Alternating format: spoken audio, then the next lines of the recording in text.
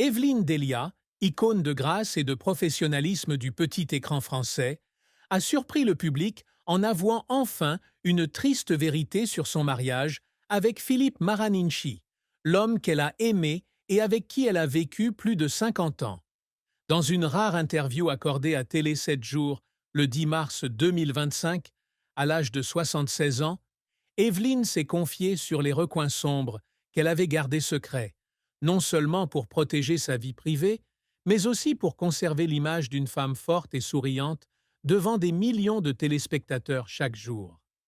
La vérité n'était pas seulement une confession personnelle, mais aussi une blessure profonde, révélant la douleur qu'elle avait endurée en silence tout au long de son mariage apparemment parfait. Evelyne et Philippe se sont mariés le 15 avril 1966, alors qu'elle avait 18 ans et lui 29. Ils se sont rencontrés au début d'Evelyne à la télévision, alors qu'elle était une jeune femme ambitieuse à l'ORTF, Office de radiodiffusion télévision française. Philippe, homme mature et intelligent, devient rapidement un soutien solide pour Evelyne durant ses premières années mouvementées. Leur mariage dura plus d'un demi-siècle, donnant naissance à une fille, Olivia, 1967, et donnant à Evelyne deux petits-enfants qu'elle aimait tendrement. En apparence, ils forment le couple idéal, Evelyne avec sa brillante carrière sur TF1 et Philippe en coulisses, toujours là pour la soutenir en silence. Mais dans une interview accordée à Télé 7 jours, Evelyne a révélé une vérité déchirante. J'ai vécu avec Philippe une relation pleine d'amour, mais aussi pleine de distance que je n'ai jamais avouée à personne. Il y a des moments où je me sens seule, même quand il est là, et je sais que lui aussi.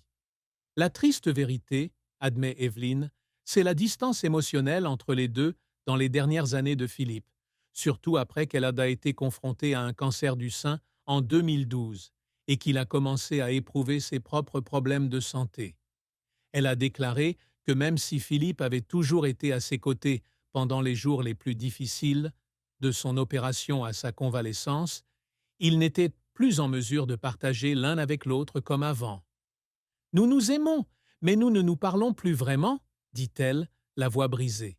« J'étais occupée par mon travail, par mes efforts pour garder le sourire à l'écran, et il s'est progressivement retiré dans son propre monde. » Lorsque Philippe décède subitement d'un accident vasculaire cérébral le 11 avril 2017, Evelyne perd non seulement son mari, mais porte aussi avec elle le regret du vide qu'elle n'a pas comblé.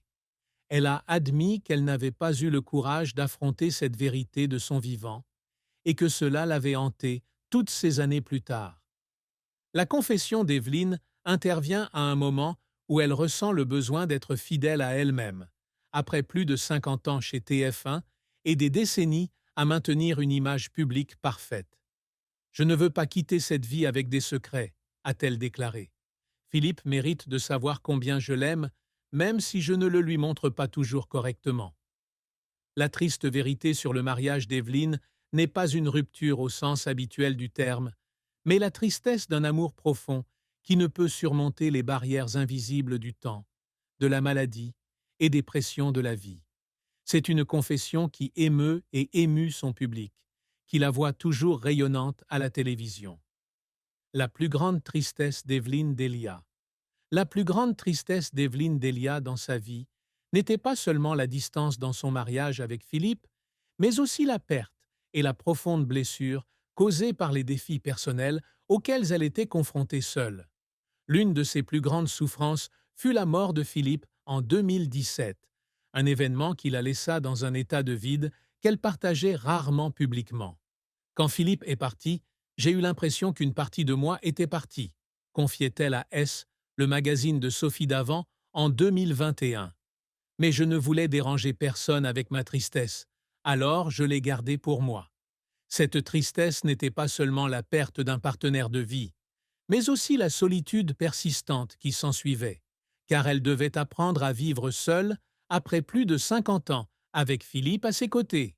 Une autre tristesse, non moins profonde, fut la bataille contre le cancer du sein qu'Evelyne mena en silence en 2012.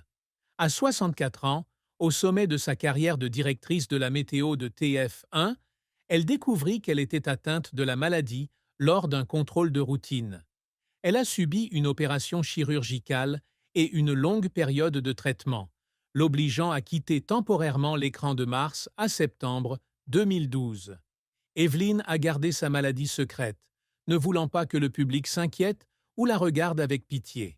À son retour, elle porte une perruque pour cacher les traces de chimiothérapie, et ce n'est que plus tard qu'elle